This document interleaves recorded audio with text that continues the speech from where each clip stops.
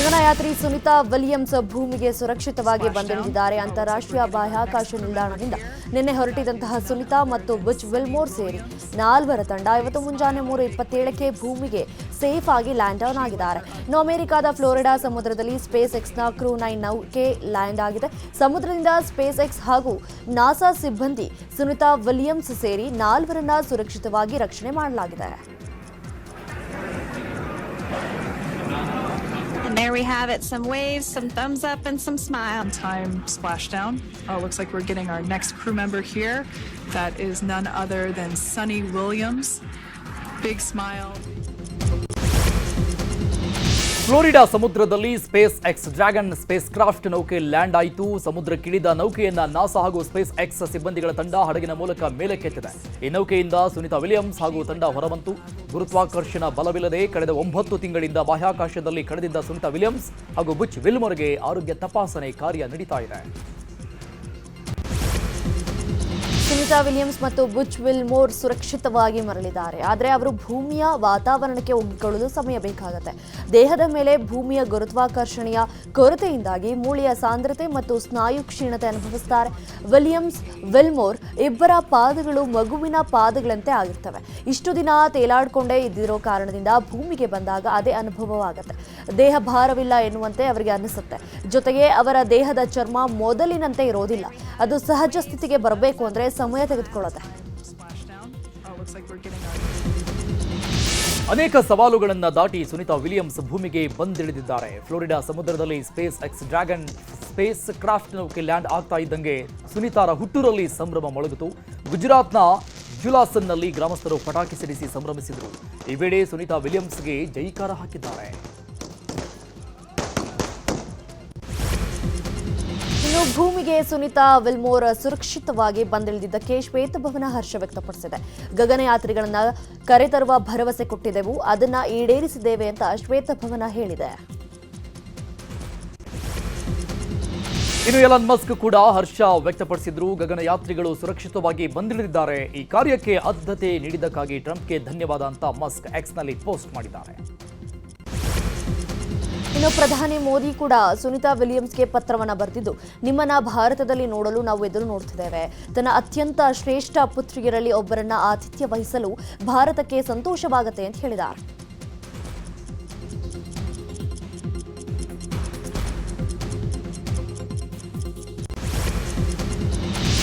ಈಗ ಬಿಸಿಲು ಧಗೆ ವಿಚಾರಕ್ಕೆ ಸಂಬಂಧಪಟ್ಟಂಗೆ ಪ್ರಮುಖ ಸುದ್ದಿಗಳನ್ನು ನೋಡೋಣ. ಬಿಸಿಲಿಗೆ ಇಡೀ ಕರುನಾಡು ಸುಡುತ್ತಾ ಇದೆ. ಉತ್ತರ ಕರ್ನಾಟಕದಲ್ಲಿ ತಾಪಮಾನ ಏರಿಕೆಯಿಂದಾಗಿ ಜನ ಕಂಗಾಲಾಗಿದ್ದಾರೆ. ಕೊಪ್ಪಳದಲ್ಲಿ 41 ಡಿಗ್ರಿ ಸೆಲ್ಸಿಯಸ್ ಉಷ್ಣಾಂಶ ದಾಖಲಾಗಿದೆ. ಮಾರ್ಚ್ ತಿಂಗಳಲ್ಲೇ ಹೆಚ್ಚಿನ ತಾಪಮಾನ ದಾಖಲಾಗಿರುವುದು ಜನರಲ್ಲಿ ಟೆನ್ಷನ್ ಶುರುವಾಗಿದೆ. ಮುಂದಿನ ದಿನಗಳಲ್ಲಿ ಮತ್ತಷ್ಟು ಉಷ್ಣಾಂಶ ಏರಿಕೆಯಾಗುವ ಸಾಧ್ಯತೆ ಇದೆ. ವಿಜಯಪುರದಲ್ಲಿ ನಿನ್ನೆ 40.5 ಡಿಗ್ರಿ ಉಷ್ಣಾಂಶ ದಾಖಲಾಗಿದೆ. ಬಿಸಿಲಿನಿಂದಾಗಿ ಅನೇಕ ಆರೋಗ್ಯ ಸಮಸ್ಯೆ ಉಂಟಾಗುವ ಭೀತಿ ಇದೆ. ಇನ್ನು ಹೀಟ್ ವೇವ್ನಿಂದ ಆಗುವಂತಹ ಆರೋಗ್ಯ ಸಮಸ್ಯೆಯನ್ನು ತಡೆಗಟ್ಟಲು ವಿಜಯಪುರದಲ್ಲಿ ವಿಶೇಷ ವಾರ್ಡ್ಗಳ ವ್ಯವಸ್ಥೆ ಕಲ್ಪಿಸಿಕೊಡಲಾಗಿದೆ. ಕೊಡಗು ಜಿಲ್ಲೆಯಲ್ಲಿ ಬಿಸಿಲಿನ ತಾಪ ಹೆಚ್ಚಾಗಿದೆ. ಬೇಸಿಗೆ ಆರಂಭದಲ್ಲಿ ಕಾಡಲ್ಲಿರುವ ಕೆರೆಗಳು ಬತ್ತಿ ಹೋಗಿವೆ. ಕೆರೆಗಳು ಬತ್ತಿ ಹೋಗಿರೋದ್ರಿಂದ ಕುಡಿಯುವ ನೀರಿಗಾಗಿ ಕಾಡು ಪ್ರಾಣಿಗಳು ಪರದಾಡ್ತಿದೆ. ಆಹಾರ ನೀರು ಅರಸಿ ಕಾಡು ಪ್ರಾಣಿಗಳು ನಾಡಿನತ್ತ ಬರ್ತಿವೆ. ಕಾಡಿನಲ್ಲಿರುವ ಕೆರೆಗಳು ಹೂಳು ತೆಗೆದು ಅಭಿವೃದ್ಧಿ ಮಾಡಿ ಕ್ರಮ ಕೈಗೊಳ್ಳುವಲ್ಲಿ ಅರಣ್ಯ ಇಲಾಖೆ ವಿಫಲವಾಗಿದೆ ಅಂತ ಸ್ಥಳೀಯರು ಆರೋಪಿಸಿದ್ದಾರೆ. ಇನ್ನು ರಾಜ್ಯದಲ್ಲಿ ಕಿಡ್ನಿ ಸ್ಟೋನ್ ಸಮಸ್ಯೆಗಳು ಕೂಡ ದಿನೇ ದಿನೇ ಹೆಚ್ಚಾಗ್ತಿವೆ. ನೀರಿನಾಂಶ ಕಡಿಮೆಯಿಂದಾಗಿ ಕಿಡ್ನಿ ಪ್ರಾಬ್ಲಮ್ ಕಾಣಿಸಿಕೊಳ್ತಾ ಇದೆ. ಬೆಂಗಳೂರಿನಲ್ಲಿ ಮಕ್ಕಳಲ್ಲೂ ಕೂಡ ಕಿಡ್ನಿ ಸ್ಟೋನ್ ಪ್ರಕರಣಗಳು ಕಾಣಿಸಿಕೊಳ್ತಾ ಇದ್ದು ಆತಂಕ ಹೆಚ್ಚಿಸಿದೆ. ಇನ್ನು ಹೆಚ್ಚಿನ ಪ್ರಮಾಣದಲ್ಲಿ ನೀರು ಕುಡಿಯುವಂತೆ ವೈದ್ಯರು ಸಲಹೆ ಕೊಟ್ಟಿದ್ದಾರೆ. ಈಗ ರಾಜ್ಯದ ಪ್ರಮುಖ ಸುದ್ದಿಗಳನ್ನು ನೋಡೋಣ. ಡ್ರಂಕ್ ಅಂಡ್ ಡ್ರೈವ್ ತಪಾಸಣೆ ಹೆಸರಲ್ಲಿ ಟ್ರಾಫಿಕ್ ಪೊಲೀಸರು ಸುಲಿಗೆ ಮಾಡಿದ್ದಾರೆ ಅನ್ನೋ ಆರೋಪ ಕೇಳಿಬಂದಿದೆ. ರಾತ್ರಿ ವೇಳೆ ಬೆಂಗಳೂರಿನಾದ್ಯಂತ ಡ್ರಂಕ್ ಅಂಡ್ ಡ್ರೈವ್ ಕಾರ್ಯಾಚರಣೆ ಮಾಡಲಾಗ್ತಾ ಇದೆ. ಈ ವೇಳೆ ಸವಾರರ ಬಳಿ ಹಣ ಪಡೆದಿರುವ ವಿಡಿಯೋ ವೈರಲ್ ಆಗ್ತಿದೆ. ಒಂದಲ್ಲ ಒಂದು ಕಾರಣ ಹೇಳಿ ಲಂಚ ಪಡಿತಾ ಇದ್ದಾರೆ ಅಂತ ಆರೋಪಿಸಲಾಗಿದೆ. ಪೊಲೀಸರು ಹಣ ಪಡೆಯುವ ವಿಡಿಯೋವನ್ನ ಮಹಡಿ ಮೇಲಿಂದ ಚಿತ್ರೀಕರಣ ಮಾಡಲಾಗಿದ್ದು ಪೊಲೀಸರಿಗೆ ಟ್ಯಾಗ್ ಮಾಡಲಾಗಿದೆ. ಕಲಬುರಗಿ ಜಿಲ್ಲೆಯ ವಾಡಿ ಪೊಲೀಸ್ ಠಾಣೆಯಲ್ಲೇ ಪೊಲೀಸ್ ಸಿಬ್ಬಂದಿ ಇಸ್ಪಿಟ್ ಆಟದಲ್ಲಿ ತೊಡಗಿದ್ರು. ಜೂಜಾಟದಲ್ಲಿ ತೊಡಗಿದಂತಹ ವಿಡಿಯೋ ಎಲ್ಲೆಡೆ ವೈರಲ್ ಆಗಿತ್ತು. ವಿಡಿಯೋ ವೈರಲ್ ಆಗ್ತಿದ್ದ ಹಾಗೆ ಪೊಲೀಸ್ ಇಲಾಖೆ ಎಚ್ಚೆತ್ತುಕೊಂಡಿದ್ದು, ಜೂಜಾಟದಲ್ಲಿ ತೊಡಗಿದಂತಹ ಎಎಸ್ಐ ಮಹಮೂದ್ ಮಿಯಾ, ಹೆಡ್ ಕಾನ್ಸ್ಟೇಬಲ್ಗಳಾದ ನಾಗರಾಜ್, ಸಾಯಿಬಣ್ಣ, ಇಮಾಮ್ ಹಾಗೂ ಕಾನ್ಸ್ಟೇಬಲ್ ನಾಗಭೂಷಣ್ ಅವರನ್ನು ಅಮಾನತು ಮಾಡಲಾಗಿದೆ. ಇನ್ನು ವಾಡಿ ಠಾಣಾ ಪಿಎಸ್ಐ ತಿರುಮಲೇಶ್ ಅವರಿಗೆ ಕಾರಣ ಕೇಳಿ ಎಸ್ಪಿ ಅಡ್ಡೂರು ಶ್ರೀನಿವಾಸುಲು ನೋಟಿಸ್ ಜಾರಿ ಮಾಡಿದ್ದಾರೆ. ಸದನದಲ್ಲಿ ಸಚಿವೆ ಲಕ್ಷ್ಮೀ ಹೆಬ್ಬಾಳ್ಕರ್ ವಿರುದ್ಧ ಅಶ್ಲೀಲ ಪದ ಬಳಕೆ ಪ್ರಕರಣದಲ್ಲಿ ಮತ್ತೊಂದು ಬೆಳವಣಿಗೆಯಾಗಿದೆ. ಪರಿಷತ್ ಸದಸ್ಯ ಸಿಟಿ ರವಿಯನ್ನ ಬಂಧಿಸಿದ್ದ DCP Rohan Jagadish, ACP Sadashiva Kattimani CID ಮುಂದೆ ವಿಚಾರಣೆಗೆ ಹಾಜರಾಗಿದ್ದಾರೆ. ಬೆಳಗಾವಿಯಲ್ಲಿ ನಡೆದಿದ್ದ ಚಳಿಗಾಲದ ಅಧಿವೇಶನದಲ್ಲಿ ಸಿಟಿ ರವಿ ಅಶ್ಲೀಲ ಪದ ಬಳಕೆ ಮಾಡಿದ್ರು ಅಂತ ಆರೋಪಿಸಲಾಗಿತ್ತು. ಈ ಸಂಬಂಧಪಟ್ಟಂಗೆ ಸುವರ್ಣಸೌಧದ ಬಳಿಯಲ್ಲೇ ಸಿಟಿ ರವಿ ಅವರನ್ನ DCP Rohan Jagadish, ACP Sadashiva Kattimani arrest ಮಾಡಿದ್ರು. ರಸ್ತೆ ಅಗಲೀಕರಣ ಸಂಬಂಧ ಮನೆ, ಜಮೀನು ಕಳೆದುಕೊಳ್ಳುವ ಆತಂಕದಿಂದ ರೈತನೊಬ್ಬ ಏಕಾಂಗಿ ಪ್ರತಿಭಟನೆ ನಡೆಸುತ್ತಿದ್ದಾನೆ. ದಯಾಮರಣ ನೀಡುವಂತೆ ಆಗ್ರಹಿಸಿ ತಹಶೀಲ್ದಾರ್ ಕಚೇರಿಯ ಮುಂದೆ ರೈತರೊಬ್ಬರು ಪ್ರತಿಭಟನೆಗೆ ಕುಳಿತಿದ್ದಾರೆ. ರಾಜ್ಯ ಹೆದ್ದಾರಿಗಾಗಿ ರಸ್ತೆ ಅಗಲೀಕರಣಕ್ಕಾಗಿ ರೈತ ಶ್ರೀನಿವಾಸ್ ಜಮೀನಿನಲ್ಲಿ ಮಾರ್ಕ್ ಮಾಡಲಾಗಿದೆ.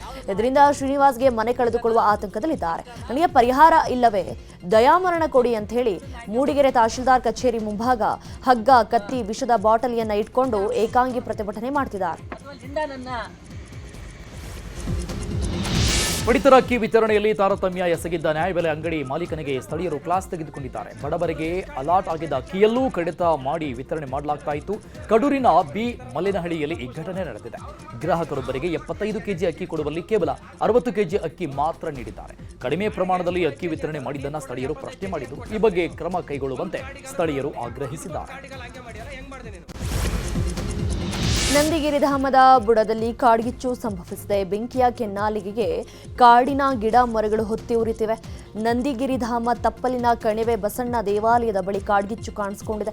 ಇಷ್ಟೆಲ್ಲ ಆದರೂ ಕೂಡ ಏನು ಗೊತ್ತೇ ಇಲ್ಲ ಎಂಬಂತೆ ಅರಣ್ಯ ಅಧಿಕಾರಿಗಳು ಸುಮ್ಮನೆ ಕಣ್ಮುಚ್ಚಿಕೊಳ್ತಿದ್ದಾರೆ. ಕಾಡ್ಗಿಚ್ಚು ಇಡೀ ನಂದಿಗಿರಿಧಾಮವನ್ನೇ ಆವರಿಸುವ ಸಾಧ್ಯತೆ ಇದೆ. ಪಂಚಾಯತ್ ರಾಜ್ ಕಾಮಗಾರಿಗೆ ಅರ್ಜಿ ಹಾಕಿದ್ದ ಗುತ್ತಿಗೆದಾರನ ಮೇಲೆ ಹಲ್ಲೆ ನಡೆದಿದೆ. ಹಿರಿಯೂರಿನ ಶ್ರೀನಿವಾಸ ಬಡಾವಣೆಯಲ್ಲಿ ಈ ಘಟನೆ ನಡೆದಿದೆ. ಟೆಂಡರ್ಗೆ ಅರ್ಜಿ ಹಾಕಿದ್ದ ಜಗದೀಶ್ ಮನೆಗೆ ನುಗ್ಗಿ ಕೇಶವ್ ಹಾಗೂ ಇತರರು ಹಲ್ಲೆ ಮಾಡಿದ್ದಾರೆ ಅಂತ ದೂರು ದಾಖಲಾಗಿದೆ. ಹಿರಿಯೂರು ಯೂತ್ ಕಾಂಗ್ರೆಸ್ ಉಪಾಧ್ಯಕ್ಷ ಆಗಿರುವ ಕೇಶವ್ ಜಗದೀಶ್ಗೆ ಧಮಕಿ ಹಾಕಿ ಹಲ್ಲೆ ಮಾಡಿದ್ದಾರೆ. ಹಲ್ಲೆ ದೃಶ್ಯ ಮೊಬೈಲ್ನಲ್ಲಿ ಸೆರೆಯಾಗಿದೆ. ಗಾಯಾಳು ಜಗದೀಶ್ ಸ್ಥಳೀಯ ಆಸ್ಪತ್ರೆಗೆ ದಾಖಲಾಗಿದ್ದಾರೆ.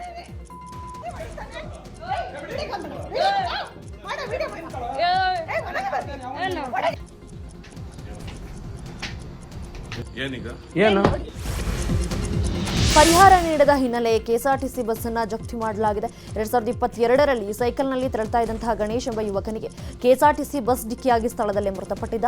ಮೃತ ಗಣೇಶನ ಪೋಷಕರು ಅಪಘಾತಕ್ಕೆ ಪರಿಹಾರ ಕೋರಿ ಇಲ್ಲಿನ ಜಿಲ್ಲಾ ಮತ್ತು ಸತ್ರ ನ್ಯಾಯಾಲಯದಲ್ಲಿ ಅರ್ಜಿಯನ್ನು ಸಲ್ಲಿಕೆ ಮಾಡಿದರು. ವಿಚಾರಣೆ ನಡೆಸಿದ ಕೋರ್ಟ್ ಗಣೇಶ ಪೋಷಕರಿಗೆ 3 ತಿಂಗಳಿನೊಳಗೆ ಪರಿಹಾರ ನೀಡುವಂತೆ ಆದೇಶವನ್ನು ಮಾಡಿತ್ತು. ಆದರೆ ಕೋರ್ಟ್ ನೀಡಿದಂತಹ ಅವಧಿ ಮುಗಿದರೂ ಕೂಡ ಕೆಎಸ್ಆರ್ಟಿಸಿ ಪರಿಹಾರ ನೀಡಿಲ್ಲ. ಹೀಗಾಗಿ ಕೋರ್ಟ್ ಆದೇಶದ ಮೇರೆಗೆ ಬಸ್ ಅನ್ನು ಜಪ್ತಿ ಮಾಡಲಾಗಿದೆ. ಮಾರ್ಚ್ 22ರಂದು ವಾಟಾಳ್ ನಾಗರಾಜ್ ಕರ್ನಾಟಕ ಬಂದ್ಗೆ ಕರೆ ಕೊಟ್ಟಿದ್ದಾರೆ. ಇನ್ನೊಂದು ಕಡೆ ಬೃಹತ್ ಪಾದಯಾತ್ರೆಗೆ ಪ್ರವೀಣ್ ಶೆಟ್ಟಿ ಬಣದ ತಂಡ ಕರ್ನಾಟಕ ರಕ್ಷಣಾ ವೇದಿಕೆ ಸಜ್ಜಾಗಿದೆ. ರಾಮನಗರದಿಂದ ಪಾದಯಾತ್ರೆಗೆ ಸಿದ್ಧತೆಯನ್ನ ಮಾಡಿಕೊಳ್ಳಲಾಗಿದೆ. ಮೇಕೆದಾಟು ಮಹದಾಯಿ ಯೋಜನೆ ಜಾರಿಯಾಗಬೇಕು, ಕರ್ನಾಟಕದಲ್ಲಿ 60% ಉದ್ಯೋಗವನ್ನ ಕನ್ನಡಿಗರಿಗಾಗಿ ಕೊಡಿಸಬೇಕು ಅಂತ ಆಗ್ರಹಿಸಿ ಬೃಹತ್ ಪಾದಯಾತ್ರೆ ಆಯೋಜನೆ ಮಾಡಲಾಗಿದೆ. ಹಾಸನದಲ್ಲಿ ನಡೆದ ಆಪರೇಷನ್ ವಿಕ್ರಾಂತ್ ಕಾರ್ಯಾಚರಣೆ ಇವತ್ತು ಮುಂದುವರಿಯಲಿದೆ. ನಿನ್ನೆ ಪುಂಡಾನೆ ವಿಕ್ರಾಂತ್ ಸೆರೆಗೆ ಕಾರ್ಯಾಚರಣೆ ನಡೆಸಲಾಗಿತ್ತು. ಸತತ 6 ಗಂಟೆಗಳಿಂದ ವಿಕ್ರಾಂತ್ ಆನೆಗೆ ಅರವಳಿಕೆ ಚುಚ್ಚುಮದ್ದು ನೀಡಲು ವೈದ್ಯರು ಹರಸಾಹಸಪಟ್ಟರು. ಆದರೆ ಗುಂಪಿನೊಳಗೆ ವಿಕ್ರಾಂತ್ ಕಾಡಾನೆ ಸೇರಿದ್ರಿಂದ ಗುಂಪಿನಿಂದ ಬೇರ್ಪಡಿಸಲು ಆಗದೆ ಕಾರ್ಯಾಚರಣೆ ನಿಲ್ಲಿಸಿ 7 ಸಾಕಾನೆಗಳ ಜೊತೆ ಅರಣ್ಯ ಅಧಿಕಾರಿಗಳು ವಾಪಸ್ಸಾಗಿದ್ರು. ಇವತ್ತು ಮತ್ತೆ ಕಾರ್ಯಾಚರಣೆ ಮುಂದುವರಿತಾ ಇದೆ. ಬೀದರ್ನ ನೆಹರು ಜಿಲ್ಲಾ ಕ್ರೀಡಾಂಗಣದಲ್ಲಿ ರೈತರು ಹಾಗೂ ಶ್ವಾನ ಪ್ರಿಯರನ್ನ ಪ್ರೋತ್ಸಾಹಿಸಿರೋ ಸಲುವಾಗಿ ಪಶುಸಂಗೋಪನಾ ಇಲಾಖೆ ಶ್ವಾನ ಪ್ರದರ್ಶನವನ್ನು ಏರ್ಪಡಿಸಿತ್ತು. ಶ್ವಾನ ಪ್ರದರ್ಶನದಲ್ಲಿ 40ಕ್ಕೂ ಅಧಿಕ ವಿವಿಧ ತಳಿಯ ಶ್ವಾನಗಳು ಪಾಲ್ಗೊಂಡಿದ್ದು, ಒಂದಕ್ಕಿಂತ ಒಂದು ಶ್ವಾನವು ನೋಡುಗರನ್ನು ಆಕರ್ಷಿಸಿದ್ದು. ಶ್ವಾನ ಪ್ರದರ್ಶನದಲ್ಲಿ ಲ್ಯಾಂಬ್ರೋಡಾರ್, ಡಾಬರ್ಮೆನ್, ಮುಧೋಳ್ ಹೋಂಡ್ ಸೇರಿದಂತೆ ಹಲವು ತಳಿಯ ಶ್ವಾನಗಳು ಪಾಲ್ಗೊಂಡಿದ್ವು. ಬಂಡೀಪುರದಲ್ಲಿ ದಸರಾ ಆನೆ ರೋಹಿತ್ ಪುಂಡಾಟ ನಡೆಸಿದೆ. ಮಾವುತನ ಮೇಲೆ ರೋಹಿತ್ ಆನೆ ದಾಳಿ ಮಾಡಿದೆ. ಏಕಾಏಕಿ ರೊಚ್ಚಿಗೆದ್ದ ರೋಹಿತ್ ಆನೆ ರಸ್ತೆಯಲ್ಲಿ ರಂಪಾಟ ಮಾಡಿದೆ. ವಿಶೇಷ ತರಬೇತಿಗಾಗಿ ರಾಂಪುರ ಶಿಬಿರದಿಂದ ಬಂಡೀಪುರಕ್ಕೆ ರೋಹಿತ್ ಆನೆಯನ್ನ ಕರೆತರಲಾಗಿತ್ತು. ಈ ವೇಳೆ ಈ ಘಟನೆ ನಡೆದಿದೆ. ಈಗ ರಾಜಕೀಯದ ಪ್ರಮುಖ ಸುದ್ದಿಗಳು. ಅಧಿವೇಶನದಲ್ಲಿ ಶಾಸಕರು ಸಚಿವರು ಗೈರಾದಕ್ಕೆ ಸ್ಪೀಕರ್ ಗರಂ ಆಗಿದ್ದಾರೆ. ಅಧಿವೇಶನ ಮುಗಿಯುತ್ತಾ ಬಂದಿದೆ, ಎಲ್ಲರೂ ಚರ್ಚೆಯಲ್ಲಿ ಭಾಗಿಯಾಗಬೇಕು ಅಂತ ಸ್ಪೀಕರ್ ಹೇಳಿದ್ದಾರೆ. ಪ್ರತಿಯೊಬ್ಬರ ಕಲಾಪದ ಹಾಜರಾತಿ ಸಮಯ ದಾಖಲಾಗಿದೆ. ಶುಕ್ರವಾರ ಅದನ್ನು ಆಯಾ ಪಕ್ಷಗಳ ಮುಖ್ಯಸ್ಥರಿಗೆ ಕೊಡ್ತೇನೆ. ಮುಂದೆ ಅವರು ಏನು ಕ್ರಮ ಕೈಗೊಳ್ಳಬೇಕು ಅನ್ನೋದನ್ನು ನೋಡಿಕೊಳ್ಳಲಿ ಅಂತ ಹೇಳಿದ್ದಾರೆ. ಸಿದ್ದರಾಮಯ್ಯ ಸರ್ಕಾರ ನಿನ್ನೆ ಸದನದಲ್ಲಿ ಕದ್ದು ಮುಚ್ಚಿ ಮುಸ್ಲಿಂ ಮೀಸಲಾತಿ ಬಿಲ್ ಮಂಡನೆ ಮಾಡಿದ್ದಾರೆ. ವಿಪಕ್ಷದ ಕಣ್ಣು ತಪ್ಪಿಸಿ ಬಿಲ್ ತಂದಿದ್ದಾರೆ ಅಂತ ಬಿಜೆಪಿ ರಾಜ್ಯಾಧ್ಯಕ್ಷ ವಿಜೇಂದ್ರ ಹೇಳಿದರು. ಬಿಜೆಪಿಯ ನಿಲುವು ಸ್ಪಷ್ಟವಾಗಿದೆ. ತುಘಲಕ್ ದರ್ಬಾರನ್ನ ನಾವು ಸದನದ ಒಳಗೂ ಹಾಗೂ ಹೊರಗೂ ವಿರೋಧ ಮಾಡ್ತೇವೆ ಅಂತ ವಿಜೇಂದ್ರ ಹೇಳಿದರು. ನಟಿ ರಣ್ಯಾ ವಿರುದ್ಧದ ಗೋಲ್ಡ್ ಸ್ಮಗ್ಲಿಂಗ್ ಪ್ರಕರಣದ ವಿಚಾರಣೆಗೆ ಇನ್ನೆರಡು ತನಿಖಾ ಸಂಸ್ಥೆ ಎಂಟ್ರಿಯಾಗಿದೆ. ಕಸ್ಟಮ್ಸ್ ಇಮಿಗ್ರೇಷನ್ ಡಿಪಾರ್ಟ್ಮೆಂಟ್ ಕೂಡ ತನಿಖೆ ನಡೆಸೋದಕ್ಕೆ ಮುಂದಾಗಿದೆ. ಪ್ರೋಟೋಕಾಲ್ ನೀಡ್ತಾ ಇದ್ದ ಬಸವರಾಜರನ್ನ ಕಸ್ಟಮ್ಸ್ ಅಧಿಕಾರಿಗಳು ವಿಚಾರಣೆ ಮಾಡಿದ್ದಾರೆ.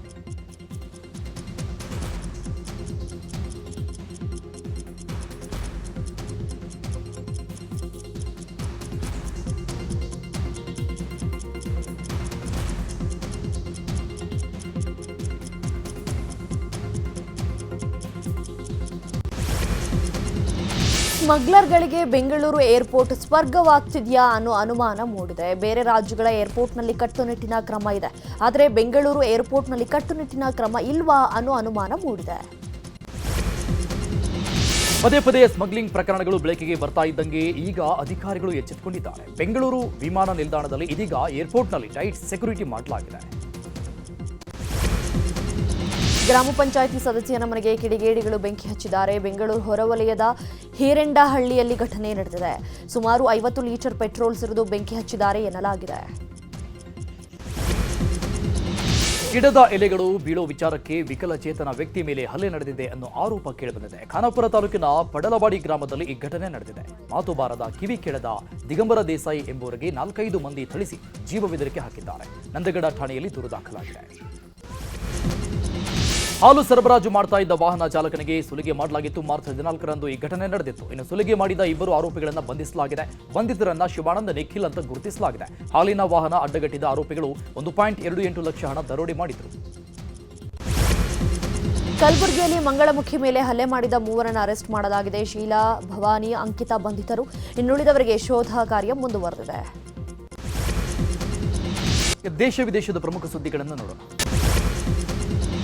ಜಮ್ಮು ಕಾಶ್ಮೀರದ ಹಲವೆಡೆ ಎನ್ಐಎ ಅಧಿಕಾರಿಗಳು ರೇಡ್ ಮಾಡಿದ್ದಾರೆ. ಬೆಳಂಬೆಳಗ್ಗೆ ಕಾರ್ಯಾಚರಣೆಗೆ ಇಳಿದ ಎನ್ಐಎ ಒಟ್ಟು 10 ಕಡೆಗಳಲ್ಲಿ ದಾಳಿ ಮಾಡಿದೆ. ಭಯೋತ್ಪಾದಕನ ಚಟುವಟಿಕೆಗೆ ಬೆಂಬಲ ನೀಡುತ್ತಾ ಇರುವ ಶಂಕೆ ಮೇಲೆ ದಾಳಿಯಾಗಿದೆ. ಅತ್ಯಾಚಾರ ಪ್ರಕರಣದಲ್ಲಿ ಬಂಧಿತನಾಗಿದ್ದ ಸಂಸದ ರಾಕೇಶ್ ರಾಥೋರ್ ಬಿಡುಗಡೆಗೊಂಡಿದ್ದಾರೆ. ಉತ್ತರ ಪ್ರದೇಶದ ಸೀತಾಪುರ ಜೈಲಿನಿಂದ ರಾಕೇಶ್ ರಿಲೀಸ್ ಆಗಿದ್ದಾರೆ. ಇಸ್ರೇಲ್ ಹಾಗೂ ಹಮಾಸ್ ಮಧ್ಯೆ ಮತ್ತೆ ಯುದ್ಧದ ಕಾರ್ಮೋಡ ಕವಿದಿದೆ. ಇಸ್ರೇಲಿ ಒತ್ತೆಯಾಳುಗಳನ್ನು ಬಿಡುಗಡೆ ಮಾಡುವಂತೆ ಇಸ್ರೇಲ್ ಮನವಿ ಮಾಡುತ್ತಾದ್ರೂ ಹಮಾಸ್ ಒಪ್ಪಿರಲಿಲ್ಲ. ಮುಂದೆ ಕಾಯುವ ಪ್ರಶ್ನೆಯಲ್ಲ, ಹಮಾಸ್ ವಿರುದ್ಧ ಯುದ್ಧ ನಡೆಯಲಿದೆ ಅಂತ ಇಸ್ರೇಲ್ ಪ್ರಧಾನಿ ನೇತನ್ಯಾಹು ಹೇಳಿದ್ದಾರೆ. ಮಧ್ಯಪ್ರದೇಶದಲ್ಲಿ ದೋಣಿಯೊಂದು ಮಗುಚಿ ಹಲವರು ನಾಪತ್ತೆಯಾಗಿದ್ದಾರೆ. ಮಾತಾ ತಿಲಾ ಡ್ಯಾಂ ಬಳಿ ಘಟನೆ ಸಂಭವಿಸಿದೆ. ಸಿದ್ದಾಬಾಬಾ ದೇಗುಲಕ್ಕೆ ತೆರಳುತ್ತಾ ಇದ್ದಂತಹ ಭಕ್ತಾದಿಗಳಿದ್ದಂತಹ ಬೋಟ್ ಮಗುಚಿದೆ. ನಿನ್ನೆ ರಾತ್ರಿಯಿಂದಲೇ ರಕ್ಷಣಾ ಕಾರ್ಯ ಆರಂಭವಾಗಿದ್ದು ನಾಪತ್ತೆಯಾದವರಿಗಾಗಿ ಶೋಧ ಕಾರ್ಯ ಮುಂದುವರಿಸಿದ್ದಾರೆ. ಶ್ರೀಲಂಕಾ ನೌಕಾಪಡೆ ತಮಿಳುನಾಡಿನ 2 ಮೀನುಗಾರರನ್ನ ಅರೆಸ್ಟ್ ಮಾಡಿದೆ. ಈ ಕ್ರಮವನ್ನು ವಿರೋಧಿಸಿ ರಾಮೇಶ್ವರಂನಲ್ಲಿ ಪ್ರತಿಭಟನೆ ಮಾಡಲಾಗ್ತಾ ಇದೆ. ಇವತ್ತು ಸಮುದ್ರಕ್ಕೆ ಇಳಿಯದೆ ಮೀನುಗಾರರು ಪ್ರತಿಭಟಿಸ್ತಾ ಇದ್ದಾರೆ. ಟ್ರೋಫಿ ಮೇಲೆ ಕಣ್ಣಿಟ್ಟಿರುವ ಆರ್ಸಿಬಿ ತಂಡ ಈ ಬಾರಿ ಲೀಗ್ ಹಂತದಲ್ಲಿ ಭರ್ಜರಿ ಟ್ರಾವೆಲ್ ಮಾಡಲಿದೆ. ಲೀಗ್ ಹಂತದ ಪಂದ್ಯಗಳನ್ನು ಆಡಲು ಸುಮಾರು 1700 ಕಿಲೋಮೀಟರ್ಗಳಷ್ಟು ಪ್ರಯಾಣ ಬೆಳೆಸಲಿದೆ. ಆರ್ಸಿಬಿಯ ಫ್ಯಾನ್ಸ್ ಘೋಷವಾಕ್ಯ ಈ ಸಲ ಕಪ್ ನಮ್ದೇ, ಆದರೆ ಈ ವಾಕ್ಯವನ್ನ ಬಳಸಬೇಡಿ ಅಂತ ಕೊಹ್ಲಿ ಎಬಿಡಿ ವಿಲಿಯರ್ಸ್ಗೆ ಹೇಳಿದ್ರಂತೆ. ಈ ಬಗ್ಗೆ ಮಾತನಾಡಿರುವ ಎಬಿಡಿ, ಹಿಂದೆ ನಾನು ಈ ಸಲ ಕಪ್ ನಮ್ದೇ ಅಂತ ಸಂದರ್ಶನವೊಂದರಲ್ಲಿ ಹೇಳಿದ್ದೆ. ಆಗ ನನಗೆ ಕೂಡಲೇ ಮೆಸೇಜ್ ಮಾಡಿದ್ದಂತಹ ಕೊಹ್ಲಿ ಆ ವಾಕ್ಯವನ್ನ ಬಳಸಬೇಡಿ ಅಂತ ಸೂಚನೆ ಕೊಟ್ಟಿದ್ರು ಅಂತ ಹೇಳಿದ್ದಾರೆ. ಈ ಬಾರಿ ಐಪಿಎಲ್ಗೆ ಆತಿಥ್ಯ ವಹಿಸಲಿರುವ ಎಲ್ಲ 13 ಕಡೆ ಉದ್ಘಾಟನಾ ಕಾರ್ಯಕ್ರಮ ಆಯೋಜಿಸಲು ಬಿಸಿಸಿಐ ಮುಂದಾಗಿದೆಯಂತೆ. ಹೀಗೊಂದು ಮಾಹಿತಿ ಹೊರಬಿದ್ದಿದೆ. ಈ ಬಾರಿ ಎಲ್ಲಾ ಕ್ರೀಡಾಂಗಣದಲ್ಲೂ ಉದ್ಘಾಟನಾ ಕಾರ್ಯಕ್ರಮ ನಡೆಸೋದಕ್ಕೆ ಬಿಸಿಸಿಐ ಉದ್ದೇಶ ಮಾಡಿದೆ ಎನ್ನಲಾಗಿದೆ.